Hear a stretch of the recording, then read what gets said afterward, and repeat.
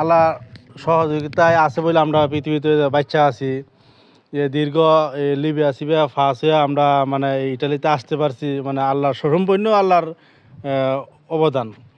কিন্তু দীর্ঘ ফয়সাল ভাই আসছে অনেক দিনে গেছে, আসার পরে যে ক্যাম্প প্রথমে গিয়ে ফিঙ্গার দিয়ে আসছে, ফিঙ্গার দিয়ে আসার পরে মাসাল্লাহ এই সৌজন্য আলহামদুলিল্লাহ আমরা নিয়ে আসতে পারছি।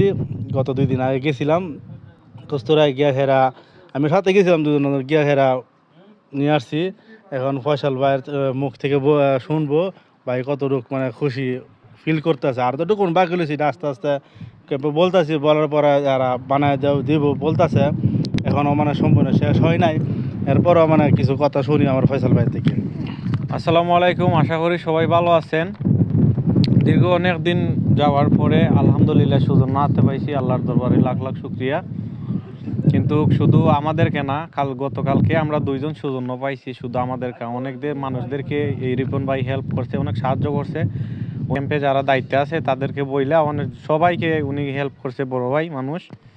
তো সবাই ওনার জন্য দোয়া করবেন। উনি আমাদেরকে ছেড়ে চলে যাবেন 3-4 দিন পরে। একটা কাজ হয়েছে ওনার, আল্লাহ যেন ওনাকে ভালোভাবে কাজ করার তৌফিক দান করে। আর এই উনি 3-4 দিন যেহেতু এখানে আছেন, তো ইনশাল্লাহ ব্যাংক কার্ডও আমরা বানাইতে পারবো। ভাই হেল্প করছে, ইনশাল্লাহ ভাই হেল্প করবে, এতটুকুই বলা। আর যারা ক্যাম্পের ভিতরে আছেন, চেষ্টা করবেন যাদের সৌজন্য পাইতে দেরি হইতেছে, তারা সবাই চেষ্টা করবেন যাতে এভাবে কোনো না কোনোভাবে ক্যাম্পের মানুষদেরকে বলে সৌজন্যতা যত তাড়াতাড়ি হাতে নিতে পারেন ততই ভালো ইনশাল্লাহ। বন্ধুরা ছোট্ট করে লাইক দিয়ে দেন।